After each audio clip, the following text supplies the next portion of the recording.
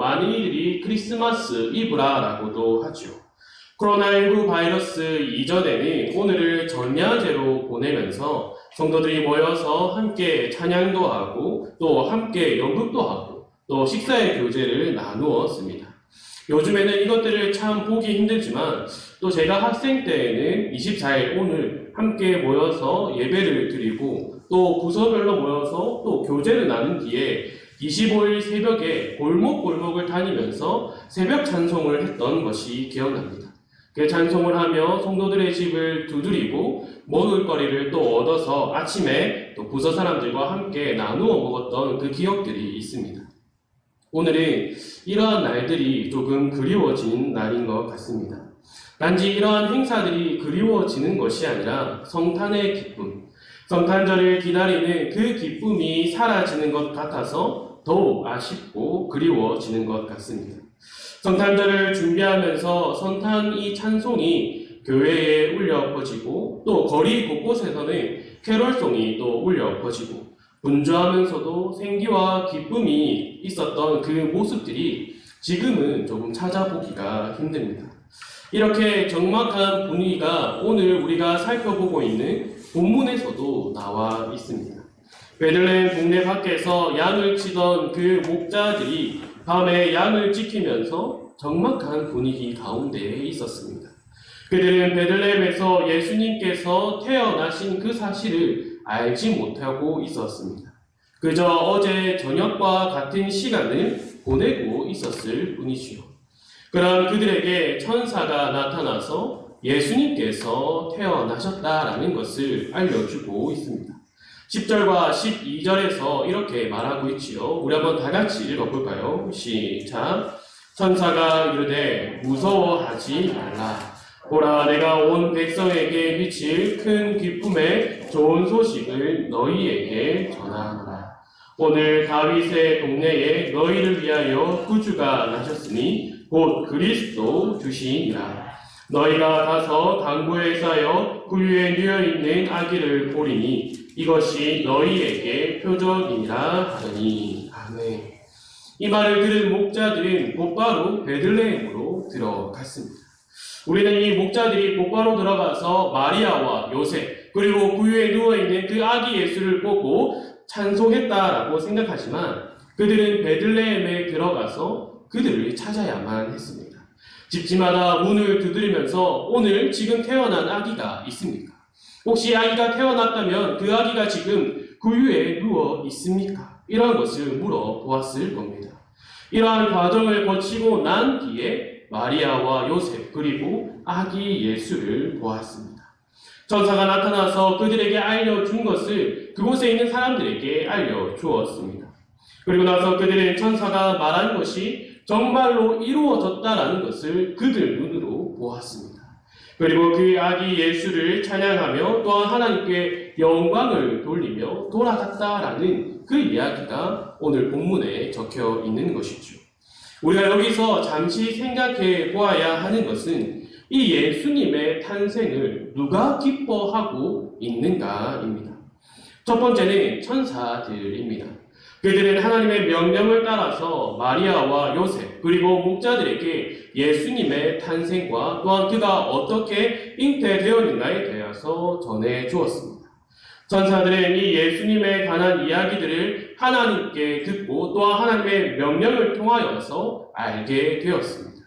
그리고 그들은 그 기쁜 소식을 전하며 오늘 본문에서 나와 있는 것처럼 지극히 높은 곳에서는 하나님께 영광이요 땅에서는 하나님이 기뻐하신 사람들 중에 평화로다라고 하며 하나님을 더욱 찬송하였습니다. 두 번째는 목자들이 기뻐했습니다.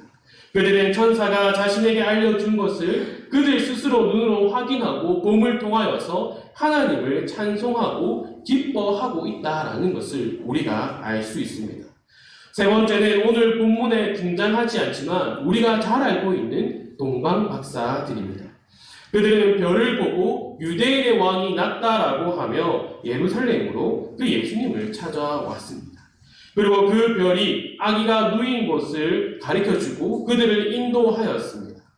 그들의 유대인의 왕으로 오신 예수님을 만날 수 있다라는 그 생각에 크게 기뻐했다라고 합니다. 그리고 그 집으로 들어가서 아기 예수를 보자 그들은 그의 앞에 절하며 또한 경배하며 그들이 준비해서 온 황금과 유향과 몰약을 예수님께 드렸습니다.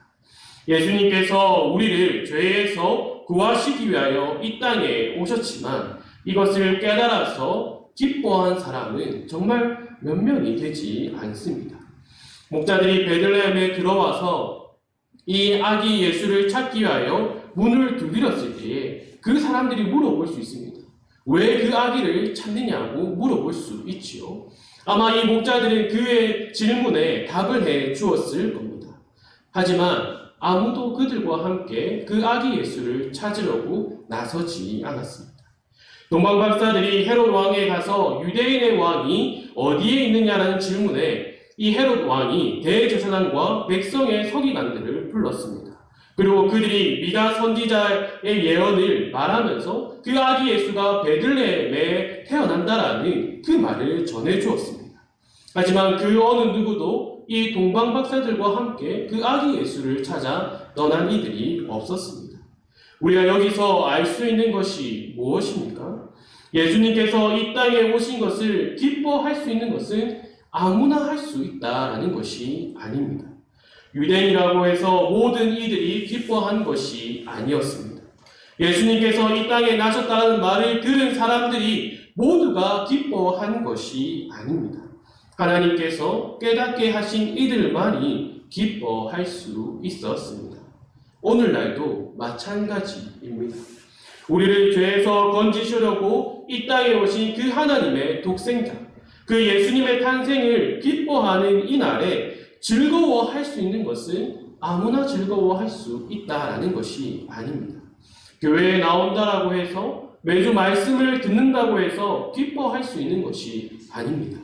그 구원의 은혜를 깨달은 자만이 자신을 위하여서 자신을 그 죄에서 구원하시기 위하여서 그 예수님께서 오셨다라는 그 사실이 깨달아져야지만이 그날을 기뻐할 수 있습니다.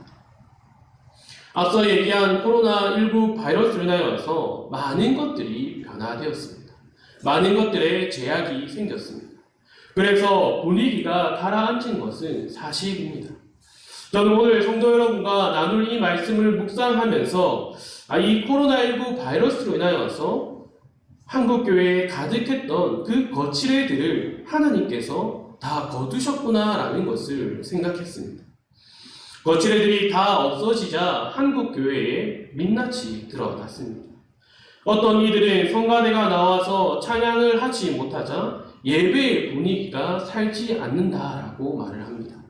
어떤 이들은 통성으로 기도를 하지 못하자 기도의 분위기가 다 죽었다라고 합니다. 어떤 이들은 행사가 없으니 교회의 분위기가 다 사라졌다라고 말하곤 합니다. 이것이 무엇을 말해주는 것입니까? 많은 이들이 하나님의 말씀을 통하여서 누리는 참된 기쁨이 아니라 다른 것들로 인하여서 누리는 눈과 귀의 기쁨을 더 즐거워하고 기뻐했다라는 겁니다. 사랑하는 성도 여러분, 우리는 내일 맞이하는 그 성탄절을 통하여서 우리가 알아야 합니다. 우리에게 주시는 그 하나님께서 주시는 은혜는 우리가 누려야지만이 또한 우리가 그것을 깨달아야지만이 그 기쁨을 비로소 누릴 수 있다라는 겁니다. 그 참된 기쁨을 누릴 수 있는 것은 아무나 누릴 수 없다라는 것이요. 하나님께서 깨닫게 해주시는 자들만이 우리가 그 진정한 참된 기쁨, 그 은혜의 기쁨을 누릴 수 있다라는 겁니다. 그리고 우리는 그 기쁨을 깨달았을 때에는 그 참된 기쁨을 누릴 수 있는 예배의 자리, 기도의 자리를 더욱 사모해야 합니다. 그리고 그 마음을 허락해달라고 우리는 기도해야 합니다. 다른 것에 그 기쁨을 빼앗기고 다른 것에 대하여서 참된 기쁨이 그것이다라고 말하는 것이 아니라 참된 기쁨은 하나님께서 주시는 것이며 또한 그 참된 기쁨을 비로소 누리는 것이 예배의 자리이고 기도의 자리이다라는 그 마음을 흔들리지 않고 또한 빼앗기지 않게 해달라고 우리는 기도해야 합니다. 그래서 내일 있을 성탄절 예배뿐만 아니라 모든 예배의 자리, 모든 기도의 자리, 그리고 삶의 모든 자리에서 하나님께서 주시는 그 은혜와 그 아들의 구원의 은혜, 그리고 언약 안에서 그 은혜를 깨닫게 하시는 그 성령님의 일하심에 감사하며 기뻐하는 우리 축복노배 성도들이 되기를 간절히 소망합니다.